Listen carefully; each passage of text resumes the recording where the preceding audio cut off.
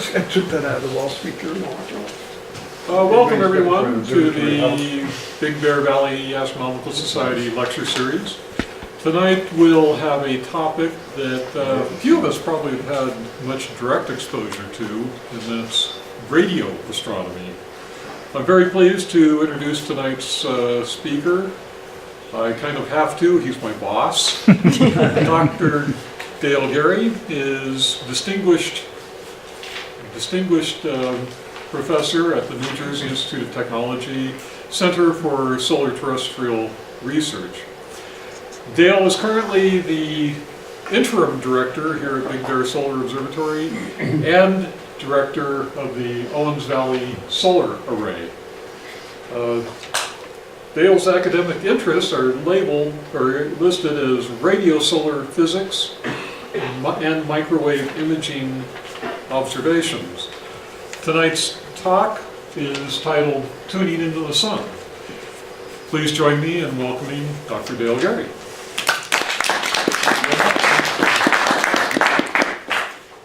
So I prepared a talk for you assuming that you know almost nothing about radio astronomy.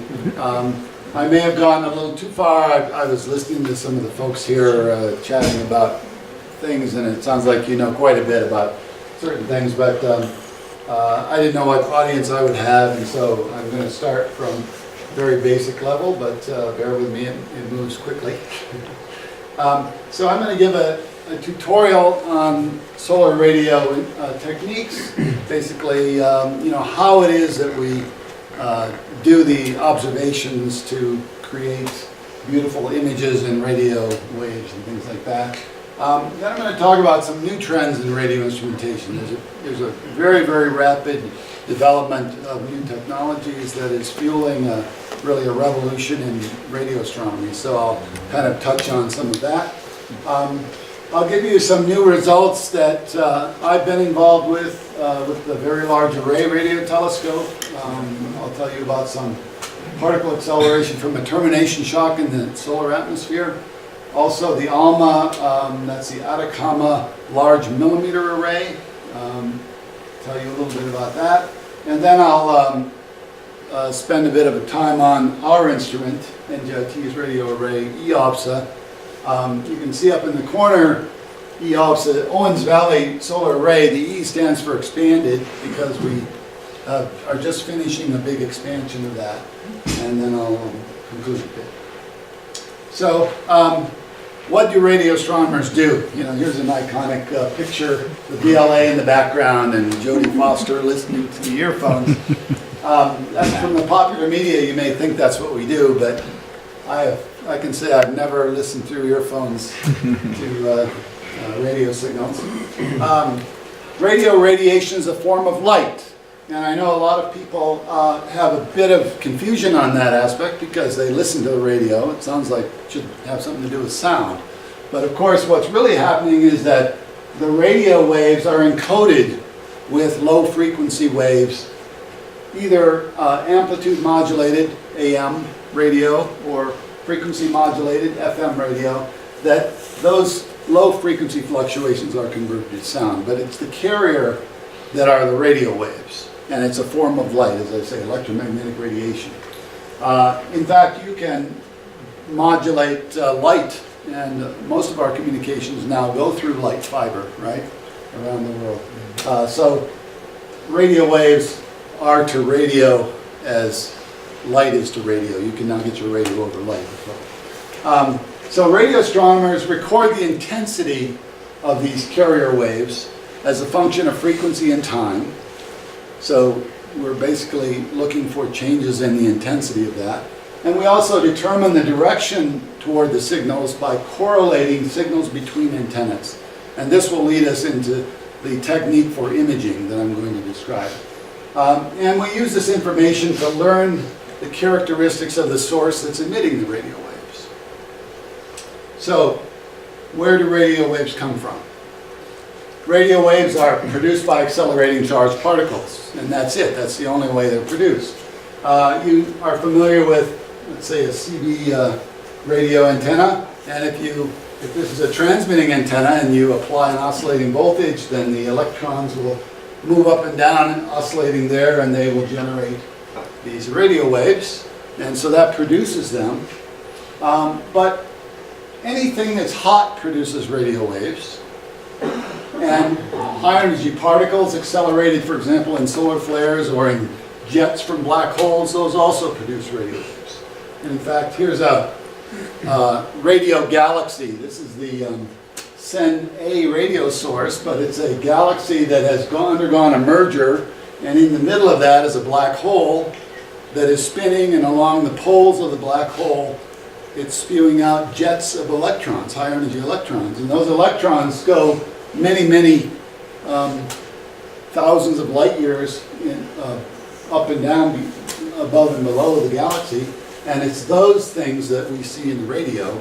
The galaxy is almost invisible, but these synchrotron sources from high energy electrons are visible. So just from basic physics we can predict what the spectral shape of the emission is. In other words, how intense the emission is at different frequencies. And if we can predict that for various combinations of parameters, then by actually measuring the spectrum, measuring that shape, we can then go back and learn about what those parameter values are, the magnetic fields, the energies, things like that in the source. So we're basically interested in the way that the intensity changes with frequency, and of course with position by making images in the sky. And as I said, hot objects radiate a black body, as a black body more or less. So I just wanted to, this is the only sort of plot of this kind I'm going to show, but this is like 6 or 7 decades of frequency along the, actually it's more than that, it's, those are every 2, so there's 10 or 12 decades of frequency there. If you have a hot object that's 1 million degrees, like the solar corona, white, very faint emission that occurs around the atmosphere of the sun, that's at about 1 million degrees, and so it should have a spectrum that looks like this if it's radiating as what we call a black body. In fact, it's not radiating as a black body except in the radio range down here. So this is 100 megahertz and there's 10 gigahertz. So in this range of a few gigahertz, the corona in fact is what we call optically thick. Now, what I mean by that is, you know, you've seen clouds in the sky, and if they're thick, they look white, right? But if you see very thin clouds, the clouds that you can actually see through, then they don't appear quite as bright. So that would be optically thin if you can see through it. But if it becomes thick enough, then you can see the surface of it. You actually are seeing the optically thick emission. So when it's optically thick, then the brightness is going to follow this curve. But eventually, even in the radio, the corona becomes optically thin, and then it falls away from this curve. It would continue to get brighter, but it becomes thin to the radio waves, and so then it drops like this. So what we're interested in is measuring the shape as a function of frequency, the intensity as a function of frequency. Okay. So how do we measure radio waves? Well, to receive radiation, you need an antenna, just like to transmit one. And if you have such an antenna, and there are some radio waves passing by, those electrons in the antenna will begin to oscillate in response to that. And so the radio waves come by and the electrons oscillate, and then if you measure the voltage across the terminals of that antenna, you will measure an oscillating voltage. And from the intensity of that voltage, of course, you can determine how intense the radio waves were.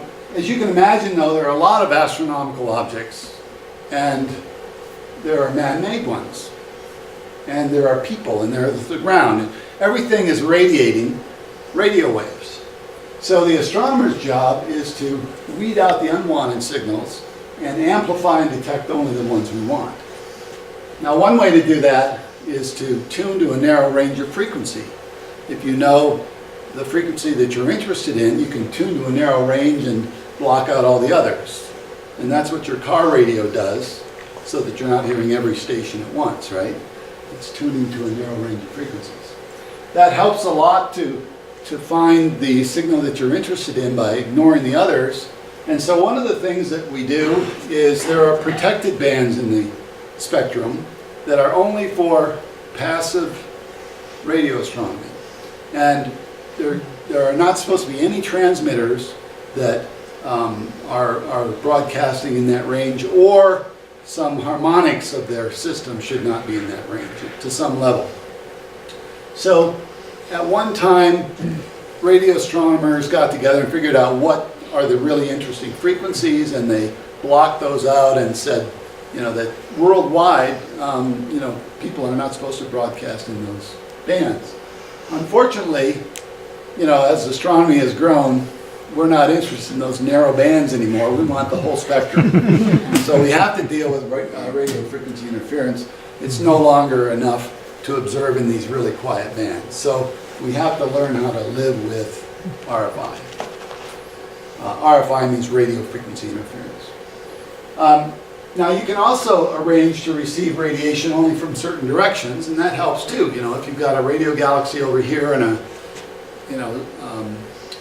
somebody's microwave oven over here, if you're pointing at the radio galaxy and not the microwave oven, that helps. So you build big, huge antennas like this to perform that function. You can see if this works. Yeah. So this is just a reflector. All this is doing is, this is like a mirror, and it's reflecting the radiation, in this case, to another reflector here. So this is a Cassegrain system. And then that subreflector is reflecting it down to a focus down here. So let me tell you a little bit more about that. So dish reflectors are a short focal length concave reflector. It's roughly 0.4 F ratio. So you're used to F10 and things like that. But the problem with F10 is that these speed legs would then be way out here, and it would wobble around a little too much. So you go for the short focal lengths, and then you put your antenna, just like that whip antenna I'm showing you. You can put that in the focus, and that's now going to receive all of the radiation. First of all, let me say it does two things. It limits the direction from which the antenna receives radiation. So if you got radiation from the side, it's going to go bouncing off somewhere else. It's not going to get to your feed. But if it's coming from straight down this way at some small angle of acceptance angles, it will do the correct geometry and arrive at your feet. But also, they collect radiation over a large area. So the collection of radiation is a big reason for that. And it's just like your telescope, optical telescope. The bigger the aperture, the better.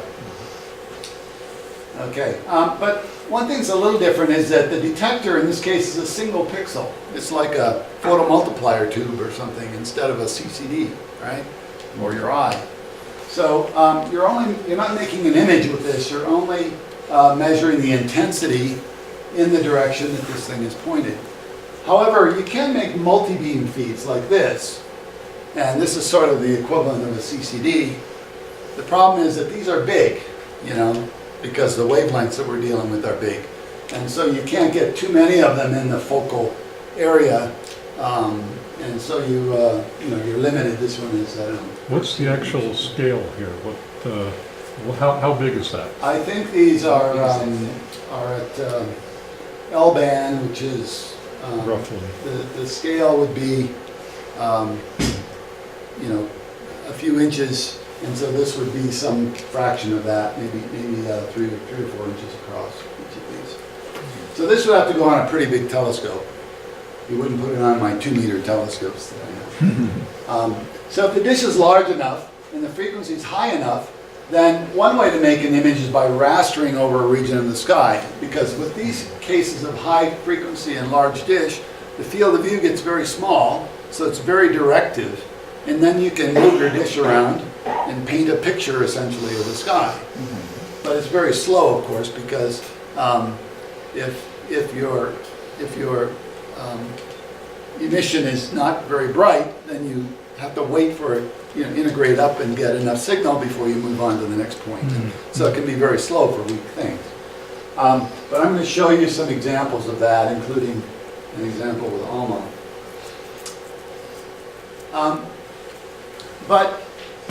So with a single antenna and this sort of radiometer measurement, you can still do a lot of science by studying the spectrum and the time variations of the radio emission. So these are, this was a test bed that we built at Owens Valley to test some technology. And this is 1 gigahertz, or 1,000 megahertz here, and there's 1.5 gigahertz, so that's frequency this way. And time here, this is only 1 second.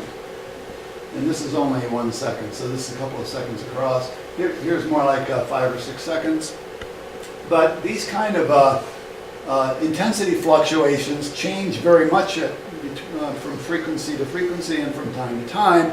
And in fact, in this case, it's called a zebra burst. Of course, it looks like the stripes of a zebra.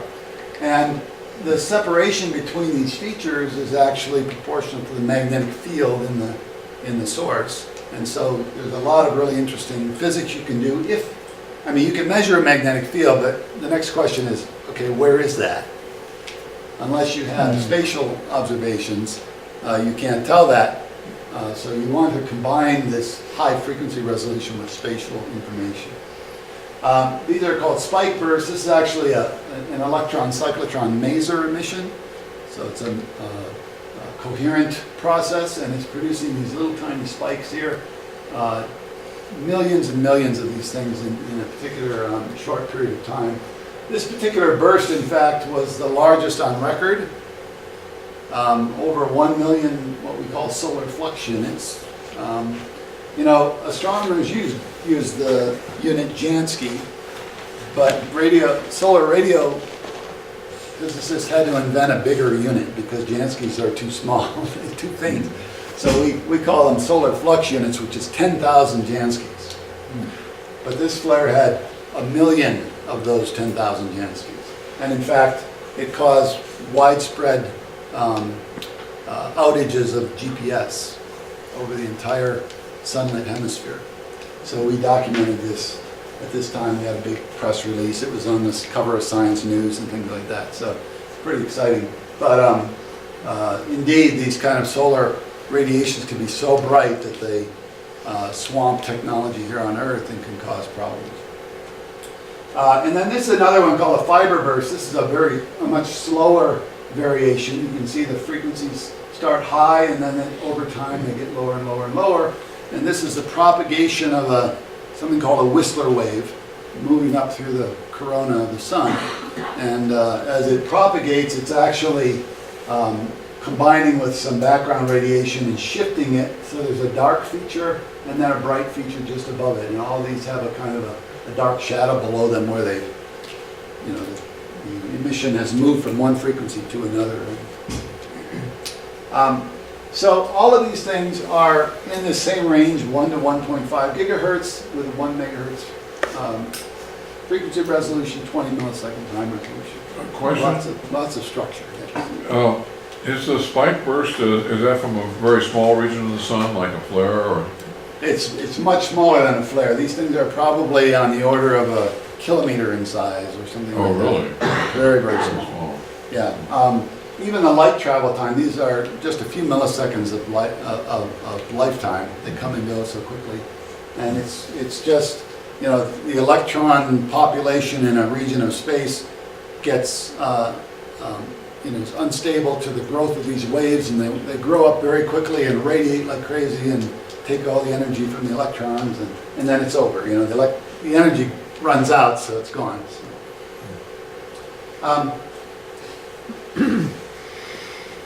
So why are we building arrays of telescopes, though?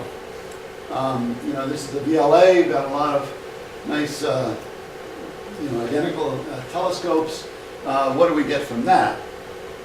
Well, astronomers build sophisticated digital signal processing devices, which are called correlators, that are basically performing a multiplication of the signals from two antennas and then accumulating them or adding up that signal, and that forms a correlator. And so I thought I would just give you a little tutorial about what the steps of that are. Let's say that you have a fluctuating voltage from antenna 1 and another fluctuating voltage from antenna 2, and these are different. And they fluctuate about 0, so they're sometimes positive, sometimes negative fluctuations. And if you now were to take these and digitize them in point by point, you might have, this is just kind of a random bunch of pluses and minuses, but this would be for antenna 1, if it's above the line, plus, if it's above the line at this time, plus, if it's below the line, minus. And so this is just a bunch of levels for this antenna 1, and then here's another one for antenna 2. So now you can ask, are those two signals correlated? So what you do is you multiply +1 times +1, you get +1. Or +1 times -1, you get -1. Or -1 times -1. Two minuses make a plus, so you get a plus there. And you keep doing that point by point. And then you take those and you add them up. And in fact, if you count, there are 10 pluses there and 4 minuses. So you get a number 7 out of 14. And so the correlation is 0.5. Now the correlation could range from -14 if these were all minuses to +14 if they were all pluses. So that's the range, and if you divide those by 14, the correlation would range from -1 to 1. Now notice that no correlation means 0. -1 means anti-correlated. So whenever this one's high, this one's low. And so they would fluctuate in anti-correlated. But a correlation of 0.5 is actually pretty big. You wouldn't know that if you looked at those. You wouldn't think that was really very highly correlated, but in fact, there's a fair amount of correlation because of all these pluses here. So that's what you're doing with these pairs of antennas. You're multiplying the signals. Normally it's not plus or minus 1, it'll be 8 bits or something, but you're still multiplying those numbers and seeing how well they correlate. And what happens, what do you expect? If you have two antennas, and we're always dealing with a pair of antennas here. You have two antennas, there's a plane wave, imagine, coming straight down and it arrives at both antennas simultaneously. So they're going to go along these wires and get multiplied, and those signals will multiply and correlate very highly because they're measuring the same wavefront in both of these antennas. And then later on, another wavefront will come along, and so over time, each of these wavefronts will correlate very well, and you'll get a maximum response. And that's the case for if your source is overhead. However, if you look at the geometry here, if the source is at some angle like theta here, and now your plane waves are coming in at an angle, you will have this wavefront arrive at antenna 2 at the same time this wavefront arrives at antenna 1. When you correlate that, you're going to again get a high correlation, because even though they're different wavefronts, these wavefronts are all coherent essentially as they're coming down. So in this direction, you're also going to get a maximum response. And so, but what about in between? What if there was a wave coming in at 1/2 of this angle? Well, then you would have a crest here, but a trough here, and that would be a +1 and a -1, and those would give you anti-correlation. So in other directions, you will have other values of correlation, but every so often, every value of theta, or 2 theta, or 3 theta, you'll have again a correlation. So you are not, with two antennas, you're not locating the source, but you're describing possible locations it could be. And those actually make lines in the sky, which we call fringes. And so you'll have a bunch of fringes in the sky that are places where it could be. Now, what if your source isn't overhead though? Maybe you're interested in a source over here at some angle, theta 0. Well, it's possible to steer the array.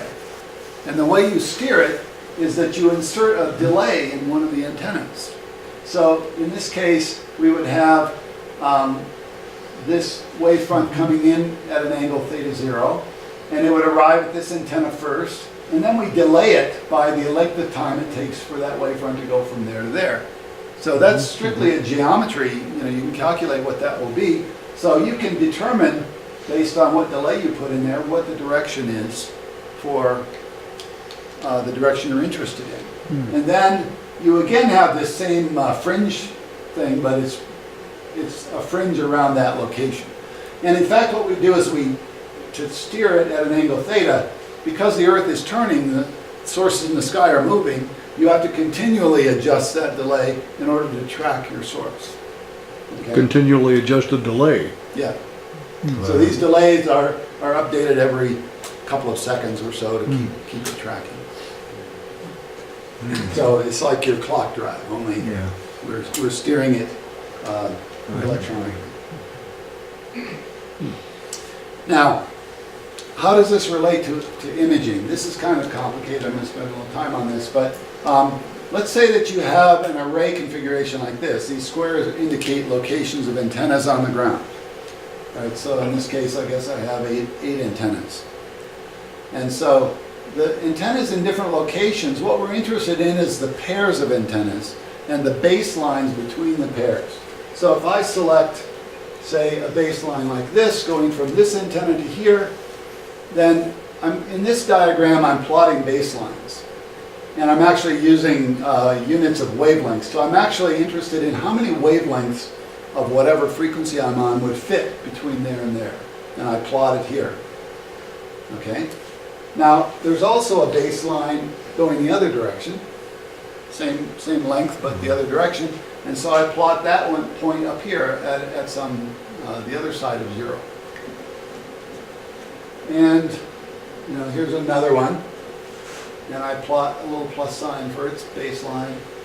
And there's the -1. Like that. So this little drawing here is symmetric, you can see, and it's got many more points on it than this does. In fact, for n antennas,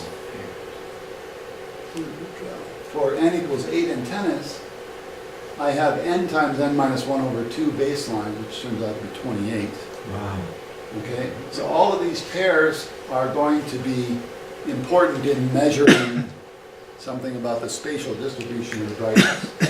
Not only that, but if I wait for the Earth to rotate, this pattern will become distorted as I'm looking at an angle, and that distortion, in fact, will cause that plus sign to actually execute a motion on an ellipse. And in fact, this is that pattern after waiting 12 hours for everything to rotate. Okay?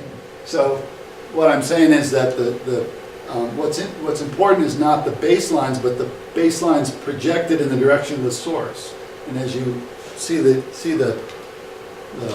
array from different directions, that projected length is going to change and it's going to follow these curves. Now, what's interesting is, so what? What are these curves good for? If you take these curves and like take a piece of paper and poke holes in it to make holes where these lines are, and then you shine a coherent light source on it, the diffraction pattern of that on a distant screen is going to be this.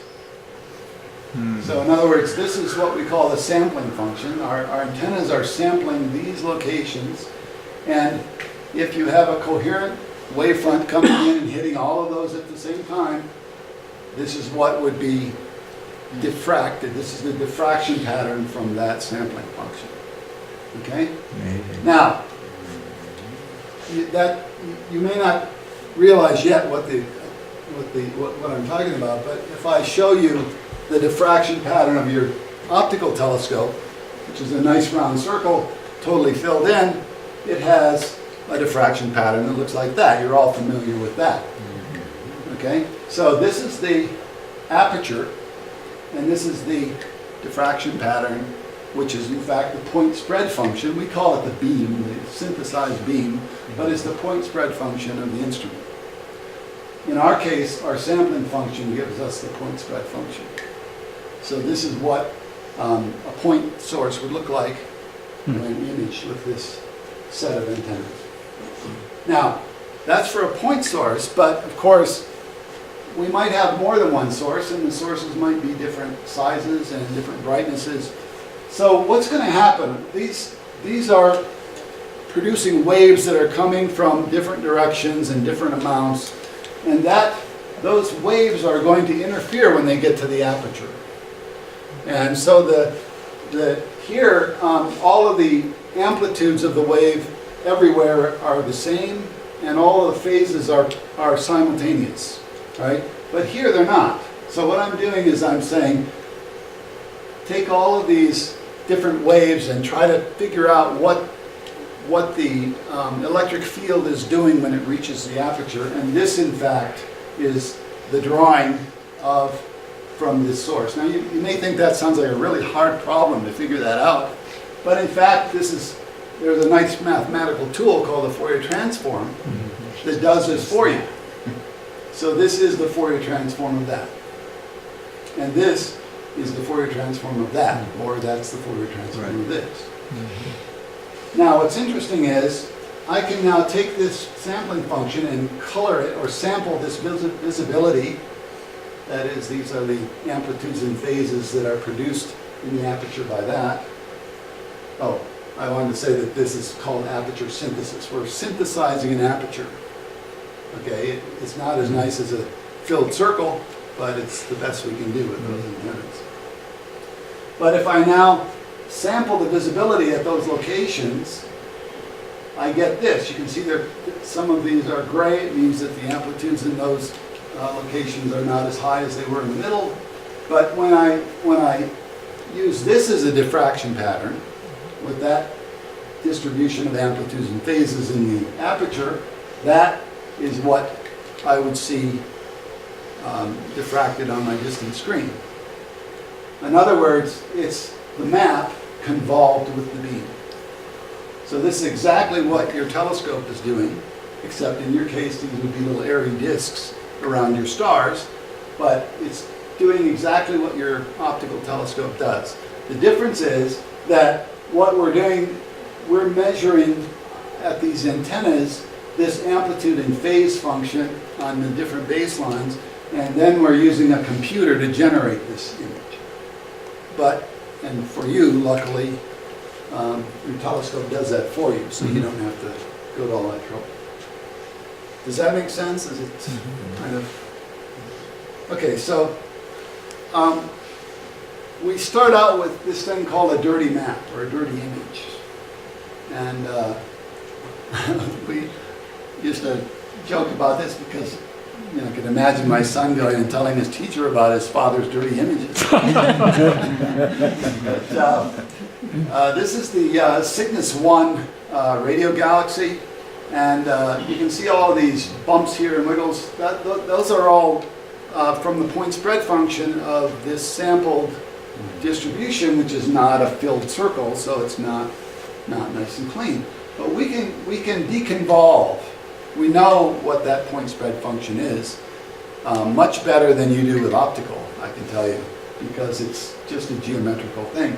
So we can calculate this this point spread function and then deconvolve this image, and we get this, which is called a clean image.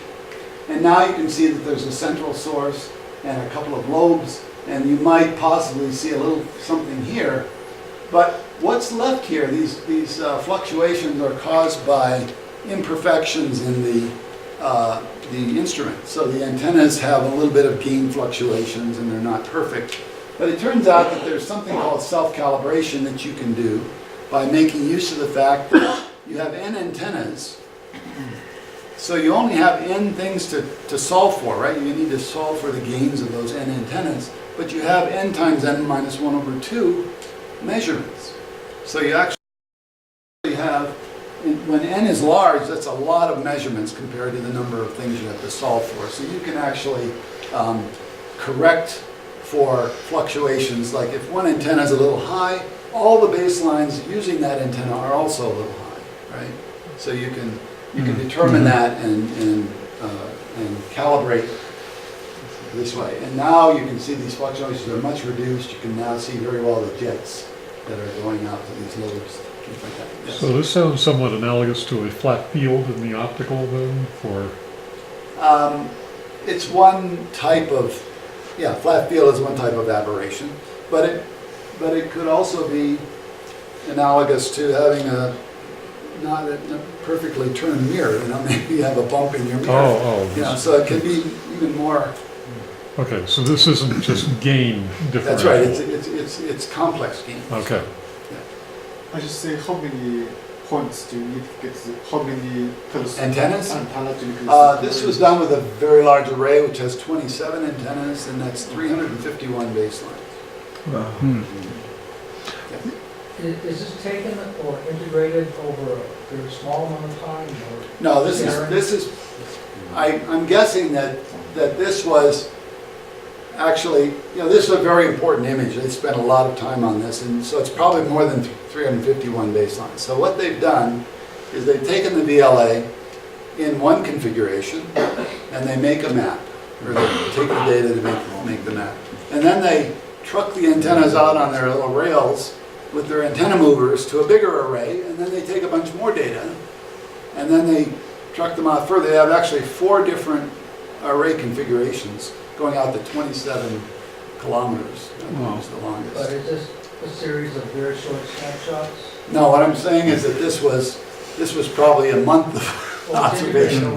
Because this thing doesn't change, right? I mean, you can't see any fluctuations here on time scales of a few years or something. So you take the shot at the same time of each day over a month to see it? No, what you do is you track the thing across the sky, gathering the data, and then another day you do it again, maybe with a different antenna configuration. You do this day after day and build up all of these different, so that what's basically happening is that you're filling in this to look more and more like a filled circle.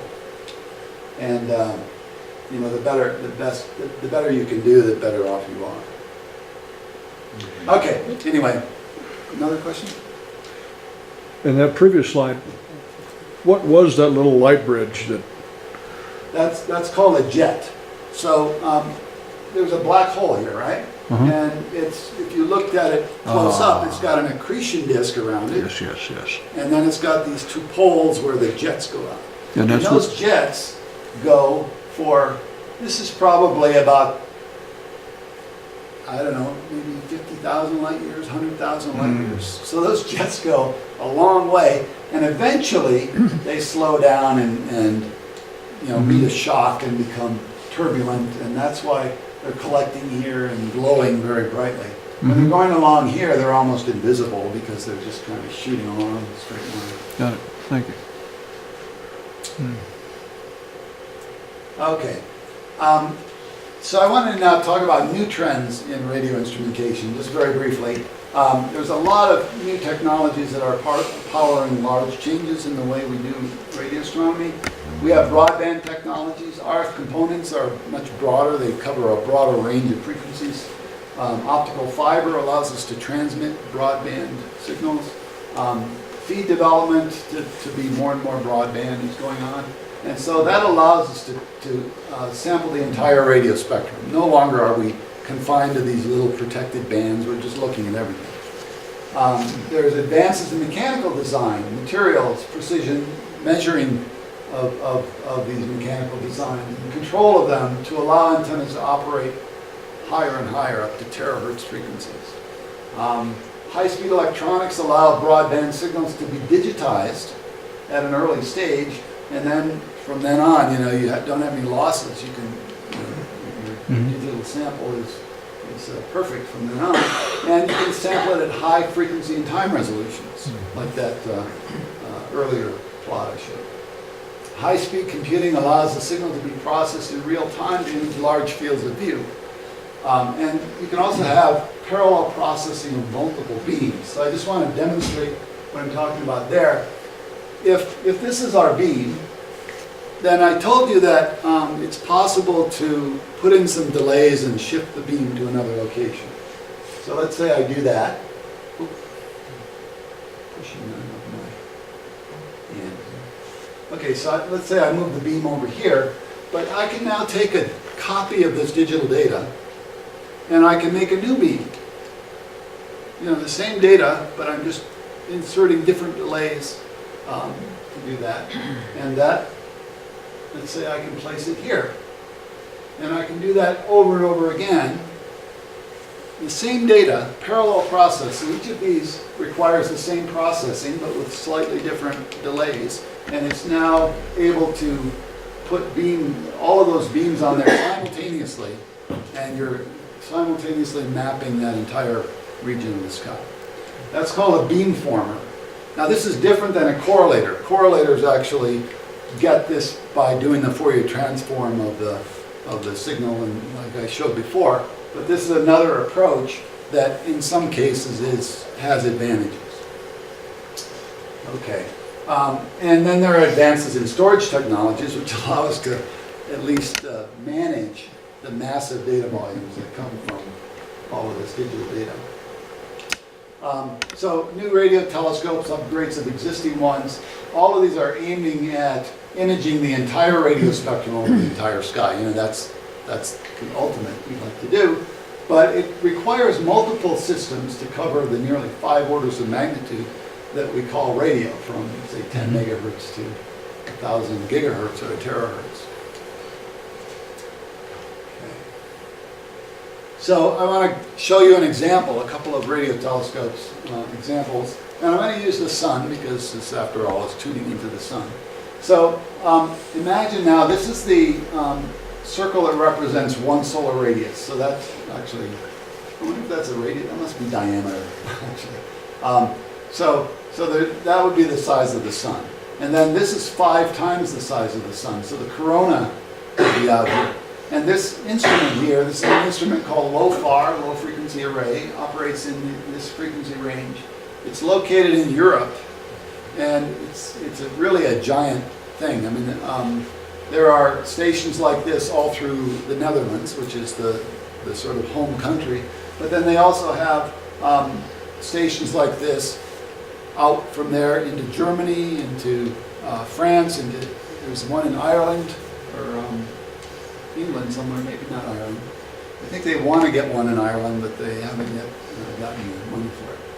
But anyway, just from one of these stations, you can do this beamforming, and you can perform, I think there's about 130 beams here. Now, if I take the frequency and time diagram from one of those beams, then I'm seeing these things.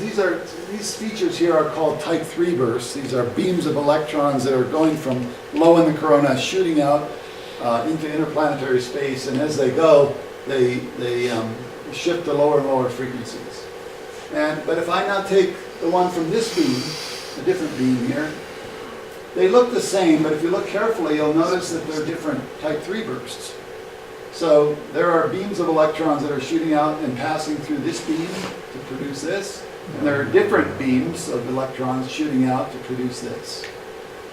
And I'm now going to show you a movie, which is a little complicated to get, but I'm going to sort of slow it down in a moment. But these are the spatial maps of that. And you'll see when these type 3 bursts come along, you start seeing these brightenings. This particular diagram here is coming from this location, and this diagram is coming from this square location. So these are 2 beams, and you can see they're totally different type 3 bursts. They look nothing like each other, and but in fact they are seeing different type 3 bursts going in different directions. So this type 3 bursts are beams of electrons. They stream from where they're accelerated outward into the corona. As they move outward, they're emitting frequency drops due to the falling density in the corona. So you're going out and getting less and less corona, basically, and so the frequency drops. And they move at about 1/3 the speed of light, so they're really hauling to go out many solar radii in just a few seconds. Now, let me see if I can stop this. Whoops, wrong thing to do. It's kind of a little tricky because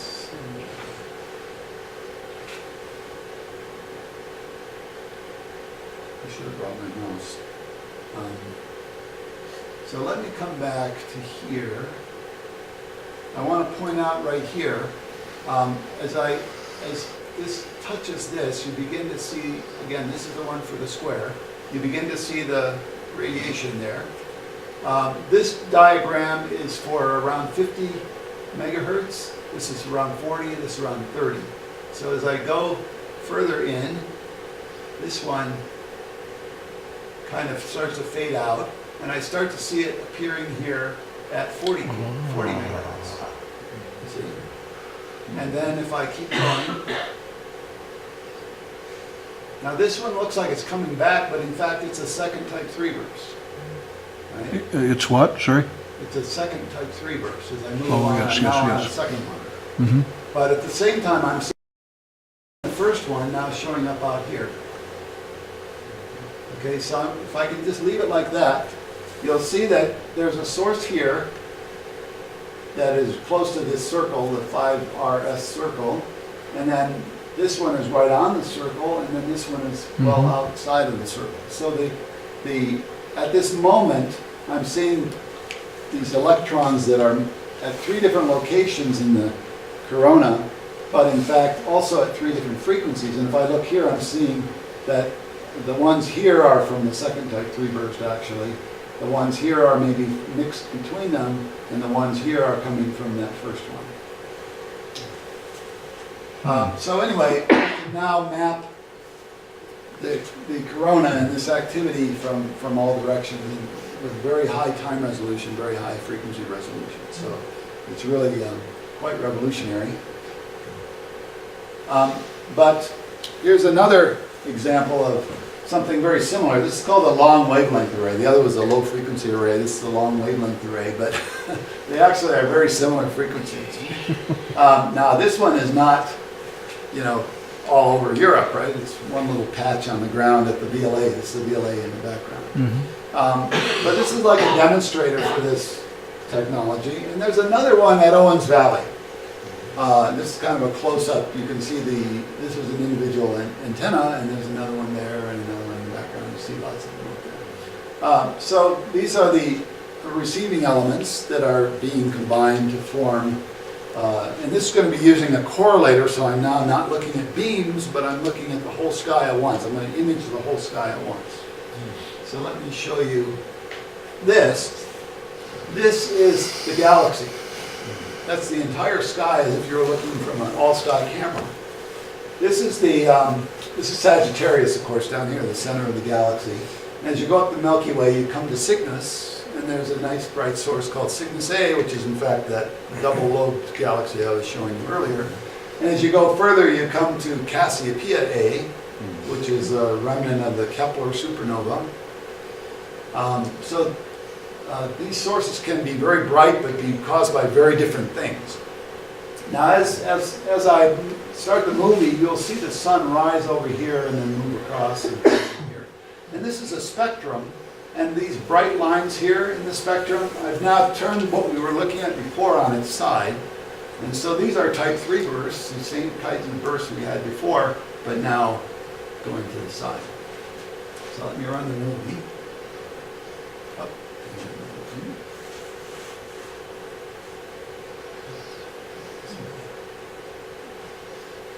So now you can see, every once in a while the sun has a type 3 burst and boom, it's very bright. Now, once in a while you see these things on the horizon. Those are RFI, radio frequency interference from something. But you can see the sun, when it's producing these type 3 bursts, is extremely bright. So bright that it saturates their system and they can't deal with it. These systems are made to be very sensitive, and so the sun is really another source of interference for them, actually. But still, it's pretty cool. Now let me move on to the Very Large Array Radio Telescope. Again, 27 antennas in a Y-shaped configuration, but they're on rails so that they can be moved to larger and larger spacing. This is the shortest, the most compact array. Now, it was originally commissioned in 1980, but the same dishes are still being used, but are newly upgraded with broadband receivers.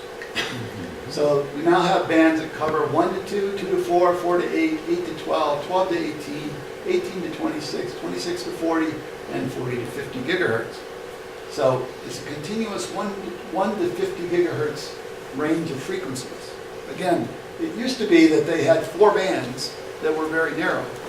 Now they have 8 bands that cover the entire range from 1 to 50 gigahertz. So that's the kind of thing that the new technology is allowing us to do. Are all the antennas active on all bands then?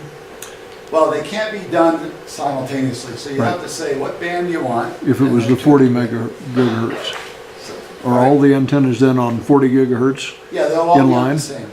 Yeah. Now, we can use something called subarrays and actually tune them to be different if we want fewer antennas but more than one frequency.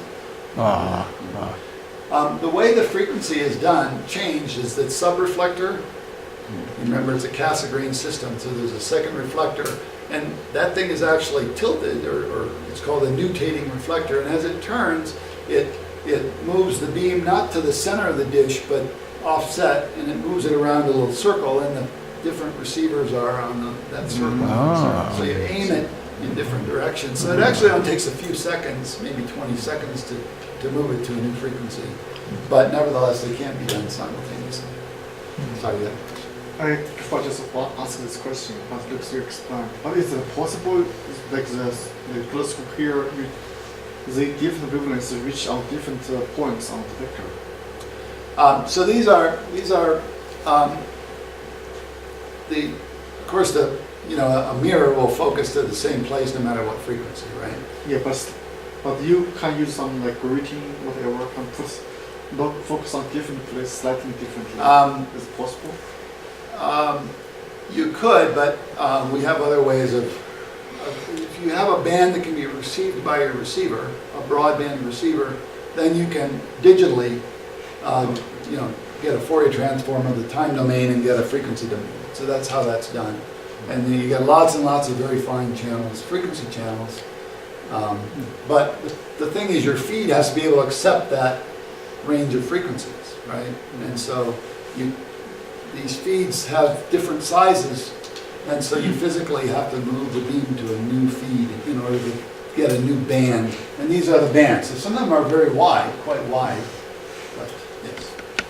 I think I'm confused. You said on the new 80, basically you're moving secondary, sub-reflector as you call it. That's scanning the beam to use different receivers down at basically the Cassegrain focus. Doesn't that mean that the other receivers are then just looking at a different part of the sky simultaneously? Wouldn't My guess is that they would be looking at the ground or something. They wouldn't be looking. I'm it's sure not, that it it's would not just a totally small destroy it. angle offset or something. But No, I think it would, because these reflectors are shaped and they're sub-reflectors shaped and everything because you want, I'm getting off topic, but you want the radiation to fall only from the sky onto your feed, right? And it's hard to do with radio wavelengths. The wavelengths, they want to spill over. Yeah. In fact, that's what it's called, a spillover. And if instead of seeing the sky, you're seeing some of the ground, then this thing that maybe is 3 Kelvin temperature, you're now looking at 300 Kelvin from the ground, and it just destroys you. So they're very carefully shaped and to be designed so that a certain focal direction is doing what you want. So what you're saying is if the you're ground- off axis, I think you're screwed. so the secondary would be seeing some of the ground getting Yeah. in. Okay, yeah. Okay. So we don't have to- So let me show you one example from the VLA. This is some work that I'm doing with some colleagues, and in fact, we're writing this up for a Nature paper. It's really exciting. The event is a relatively weak C1.6 flare. This is an X-ray classification. And this is the edge of the sun, the limb of the sun, and this is the place where the flare occurred. Along the axis that's shown by this dotted line, there was an eruption of a very faint magnetic cloud, if you will. and it formed what's called a coronal mass ejection and all of that. But as it's moving upward, below it is forming something called a current sheet. And if I look over here, this is that box here, and I'll put, tilt it a little bit and show it straight up. And here we see the radio source from the VLA, this blue contour. In fact, all the blue here is the VLA emission, but this blue contour is the part that we're most interested in. And just below that is a white contour, which is actually X-rays, hard X-rays, from very high energy electrons. And then below that is I guess it's kind of a green or yellow, is a lower energy X-rays. So spatially you have the radio source being higher than a hard X-ray below it, and then a softer X-ray below that. So what's going on here? This is another diagram. This is the actual image in one circular polarization. It turns out you can do two different polarizations. This is the other polarization. But I just want to point out that there's basically three sources here. And if you draw boxes around here, what we're interested in is what is the behavior of the emission in each of those boxes. So this box here is the box that's the loop top. That's the one that we're interested in. These other two are like foot points of a loop. So there's a magnetic loop that is kind of going like this, and just above that is this source here. And if you now look at the fluctuations in frequency and time of the intensity, you'll find that in this box you're getting this kind of behavior, in this box you're getting this, and then in this box you're getting this. So it's interesting that this emission is mostly from low frequencies here, around 1100 megahertz, and up here, this other end of the loop is higher frequencies. And you'll notice that this one is mainly left-hand polarized, and this one is more right-hand. You can barely see it here in right-hand. And so that's indicating a magnetic loop, again, where the magnetic field is going in one direction in one loop, but in the other direction in the other end of the loop. Okay, but let's focus on this here. So now we're going to zoom in a bit, and what was on that box is here, and now we're going to zoom in here and look at this. Now, you probably recognize this from before when I showed you on a completely different event these little micro, what I call the electron cyclotron maser emissions. So these little spikes here are these very, very coherent, very tiny sources that are going on. And they're all throughout this frequency range, but you can see there's kind of a cutoff so they don't occur above about 1600 megahertz. And when we look at this as a movie, you find that all of these little spike events occur in a little line perpendicular to that axis where the eruption was going. And so they concentrate in a line, and that line gets disrupted from time to time at exactly the same time that something is coming down from above. And these are called SADs, or super arcade downflows. And so these SADs are arriving where the source is located and disrupting it from time to time. And this shows one such disruption. So this is the axis of the current sheet. Here's this line that I was telling you about. You'll notice the different colors are different frequencies. So all of those spikes at different frequencies actually are just different locations on a line. And just below that is the hard X-ray source. And then as these SADs come down, this is 0 seconds, so it's just starting. And then 12 seconds later, you can see now all of a sudden all these positions have gone haywire. And 24 seconds later, they're kind of to the side, and eventually they reform. And this is a cartoon of what's happening. This is a simulation where you've got the current sheet, and these blobs are pinched off from the top and start moving upward along with the eruption, but also downward. And the downward ones are going to run into this, what we're calling the termination shock. And let me just explain a little bit about what I mean by the shock. Have you ever been washing a dinner plate and with the water running on it, you notice that in this part of where the water first hits, it's kind of like a sheet. And then if it goes out a little ways, it eventually kind of balls up into a turbulent mess around the edge. So you've got this kind of very laminar flow in the middle, and then it has this turbulence at the outside.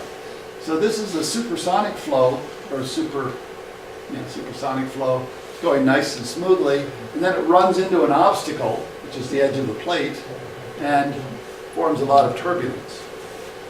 So that's basically what's happening here. There's a nice laminar flow most of the time. Everything's steady, and it's keeping this nice linear shock here, which is the interface between the flow and the obstruction. And just below that, in the turbulent part, is where the X-rays come from.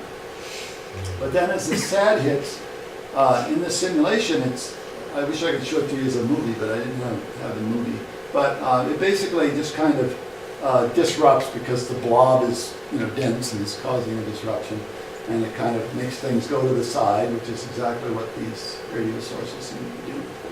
So that's our evidence for the termination shock. What's really interesting is that the emission from the X-rays and the emission in both of those end points, the loop foot points, that all of that diminishes when the shock gets disrupted.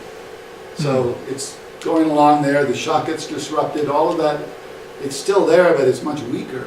And so from that we guess that the acceleration of those particles is actually happening in that turbulent shock area. Okay, it's probably, we're already at an hour. So I really want to skip forward. I'm just I was mentioning this ALMA stuff, and this is some cool stuff with ALMA, but let me say one thing about ALMA. ALMA is a millimeter array, which is operating at very high frequencies. It has very high resolution. So for those of you who are using the Big Bear telescope, you might be interested in this. We have a model that it was developed from physical principles that kind of simulates the sun. And at different layers in the sun, this is basically below the surface to just above the surface in the chromosphere. And if you look at the fluctuations in temperature in this model, you get these diagrams for different layers of this atmosphere. And if you then simulate the brightness that you'd expect to see from this ALMA instrument, you'll expect to see this, which is the simulated, copy of this at 0.4 millimeters, and here's 1 millimeter, 3 millimeters wavelength, 4.5 millimeters, 10 millimeters. So you can see that the emission model from the actual physical model looks very much like the temperature model. Now you see a line here. I'm going to now show you a vertical cut of the model. And so here's the magnetic field in the model along that vertical cut. So this is the base of the model and then going upward in height. And so you can see the magnetic field, you can see the canopy fields and things like that. Here is the electron density, and here's the temperature. And the temperature gets higher up here. I think the top here is around 10 to the 5, so 100,000 degrees up here. These lines are the height of formation of the emission for ALMA at various frequencies. So at the highest frequency, you're seeing around this location at the, that's 0.4 millimeters. At 1 millimeter, you're a little bit higher. At 3 millimeters, you're a little bit higher. So this is very complementary to the NST observations, which are sampling heights near maybe 500 kilometers and roughly the same resolution, spatial resolution. And so ALMA can give you slices at various levels above that at very similar resolutions. And then with movies, of course, you can see the dynamics of that going on. And so this is just showing you some of the resolution. This would be the original brightness model. This would be what would be seen with ALMA with a resolution of 0.2 arc seconds. And that would require a 1,000 meter baseline. And 0.4 arc seconds would require a 500 meter baseline. Now the actual baselines for ALMA range from 150 to 14 kilometers. So it definitely covers this range. But the field of view for ALMA is small. So this circle represents the field of view at this 1 millimeter frequency. And then the field of view at this frequency is 3 millimeters or bigger. But I just want to point out that ALMA, it's not yet commissioned for solar observing, but it will be probably in the next year or so. And when it is, it will be a very important thing for Big Bear to coordinate observations with. Now, this brings me to my own array, which I don't have time to say too much about. But this is some close-up of some of the dishes in the central array. I have 13 of these. You can see the front ends here. Here are the feeds here. They're kind of like triangles. And again, the radiation is coming in here and focusing, in this case, in the prime focus position. And then all this electronics here is receiving the signal, amplifying it, putting it on an optical fiber, and then sending it back to the central building. Here's a solar burst that occurred. This is frequency. Actually, these are just frequency channels, but it ranges from 2.5 gigahertz to 18 gigahertz. So it's a much, much broader range than we saw before. And these are basically a spectrum. This is the frequency as a function of time. I'm sorry, intensity as a function of frequency. And you see basically that same shape that I showed you in that black body curve. It's going up and then coming down. So this is the optically thick side, and then it becomes optically thin and comes down here. Now this is just 3 different times at the very beginning of the rise of this first spike here, and you can see that the shape is changing a little bit, not much. This is a zoomed out picture. This is actually an artist's conception. My son actually did this. But these are the large antennas that we have. We have 2 of these, and then all our small antennas out here. And the large ones are going to be used for nighttime astronomy and also for calibration to calibrate the small ones. So this is just showing some very broadband horn feeds that are going to go on this thing. This big one goes in this can, and this little one goes here. And so it's to cover our 18 gigahertz, we actually require 2 different feeds. But these are very high technology, I would say. A graduate student from Caltech did his thesis on the shape of these, to get these just right. And so these are going up probably within the next month. The first one should be on the antenna. So some more flares, and I'm not going to bother with that, but some events that happened in December and January. Let me skip over this too. I think I'll end on this one.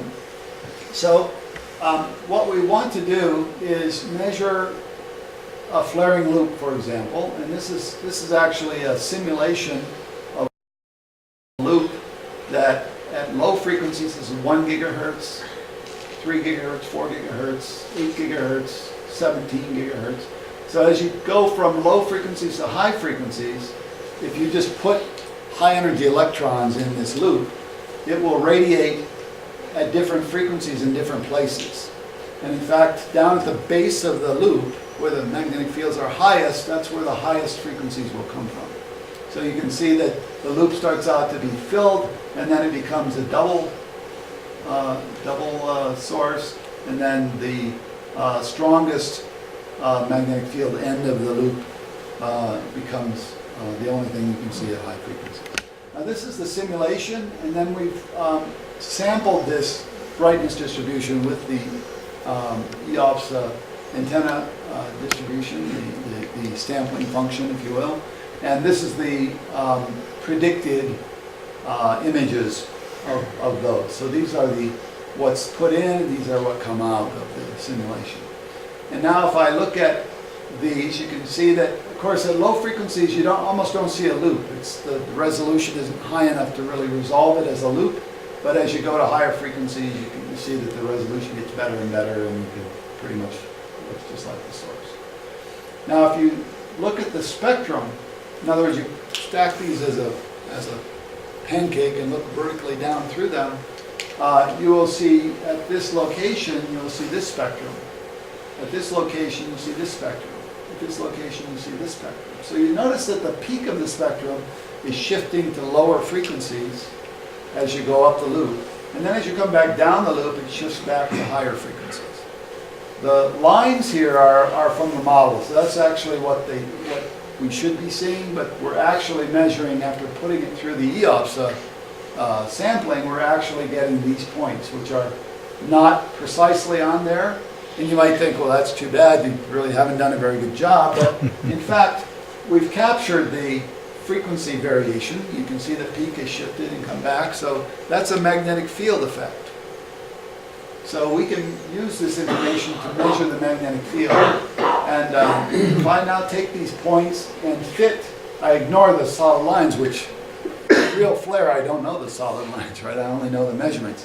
If I take those measurements and I fit my best fit spectrum to it for various parameters of magnetic field and angle to the field and density and energy of the electrons, I use all those parameters, then I can determine these parameters. These are the outputs of those fits. Excuse me.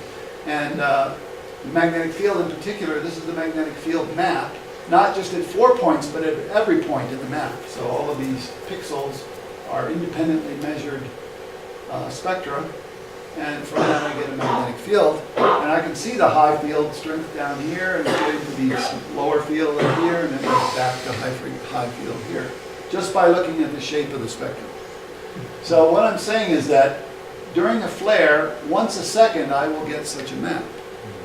So as the flare is changing over time, you know, what the flare is doing is it's actually the same picture I showed you with the jet coming down. These magnetic fields are forming new loops and growing with time. And so this will be able to actually measure the magnetic field in that geometry as it evolves over time.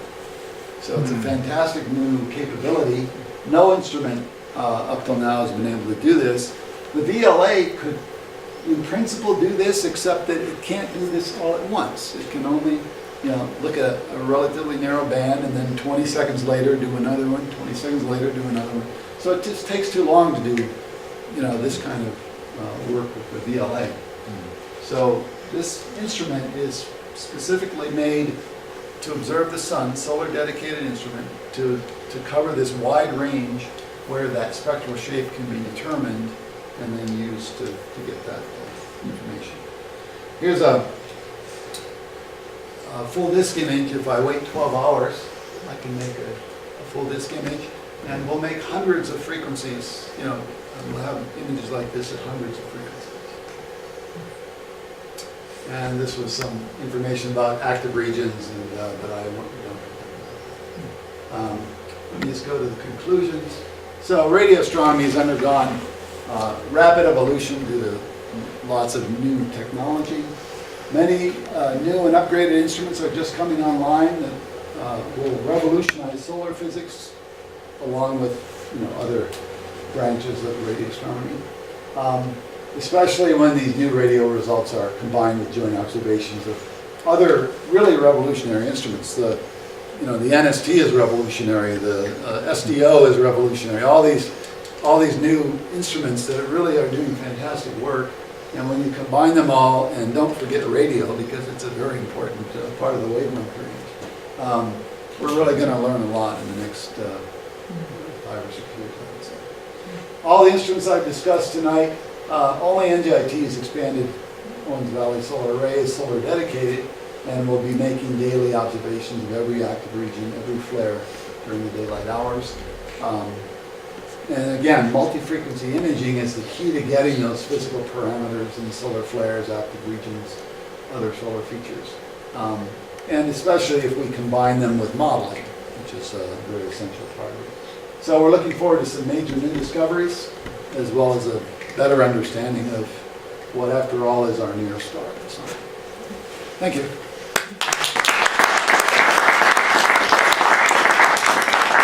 Time for a question or two? Sure. Using these, could they predict the emergence of a future event, like a massive Carrington event like flare coming up?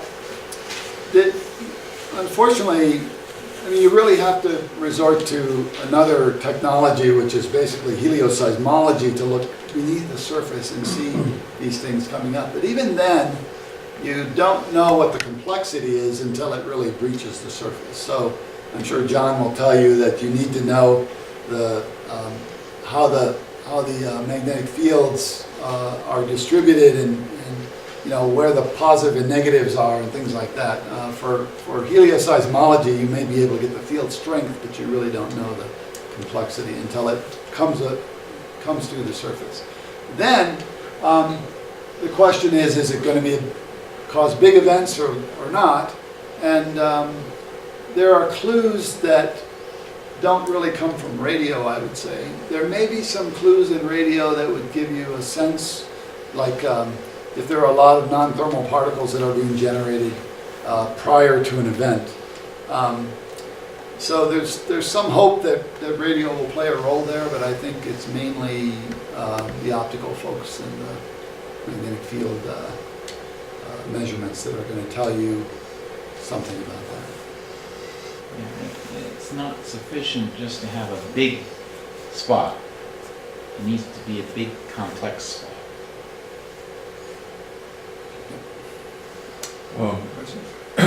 Is there a role for long-term monitoring the sun and the radio frequencies? I know we've been doing that with. Let me go back to that one 4-disc image that I showed you just to make this point.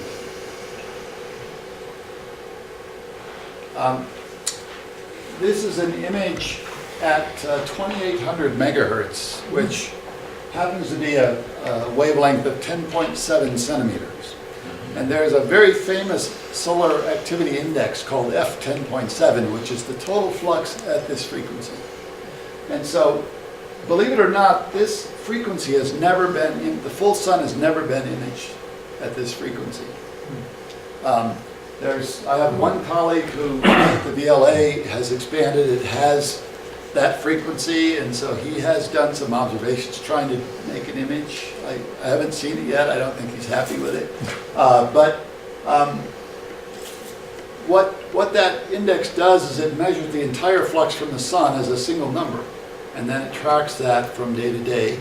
And it turns out that it very, very closely matches the sunspot number and various other types of activity. So it's a very heavily used one. But people use it wrong because they're saying, okay, I have the F10.7, I can predict how much EUV flux there is on the atmosphere, and then I can determine whether my spacecraft is going to decay its orbit because the atmosphere is inflated because there's so much EUV flux. But this flux, you can see, also has these bright points here, which give you quite a bit of the flux, but those are magnetic fields. Those are related with sunspots. And the EUV flux is not related to sunspots, it's related to this diffuse stuff around it, which is the bright loops, in the corona. So this F10.7 index contains components that involve EUV flux, but it also involves these magnetic elements, which is why it's such a good proxy for the sunspot number. So what we will do with this instrument for the first time is to take that F10.7 and break it apart into its components, the magnetic component, the diffuse component, the disk component, which is always there. And I hope we will be able to better understand how those fluctuations occur and how they relate to other phenomena that people use that index for, and probably incorrectly. So we will make these every day, and we'll have you know, we will determine the relative flux in the spots versus the diffuse emission. And so we'll have 3 plots instead of 1 for the index. So maybe that answers. Well, for instance, I was thinking in terms of the cavity radiometers that are in orbit around the Earth. Yeah, they're measuring the solar Measuring the total total, radiance. Yeah, total heat output of the sun. right. Would you be able to get the same kind of measurements or correlate that with your measurements with? The correlate is the right thing. Yeah. We won't get the same kind of measurements, Right. but we will get measurements that should be proportional to different causes. You know, this total irradiance is the sum of the disk and the plage, which are the brighter areas, and the dark areas that are the sunspots. And so that, all of that goes together to make a number, which Right. fluctuates in a way that is very hard to account for all of those fluctuations. And so we will be able to correlate these things with that and perhaps learn something about, you know, the nature of the fluctuations. Maybe one more question? Not? Well, Well, you've been very patient.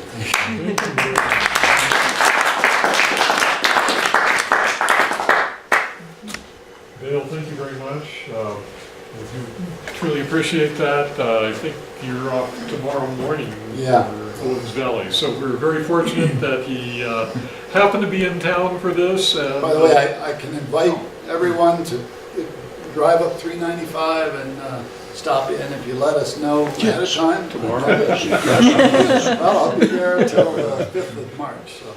It's going to be snowy here over the weekend. Yeah, there you go. Okay, join me in thanking him one more time. And then as far as BBVAS, tomorrow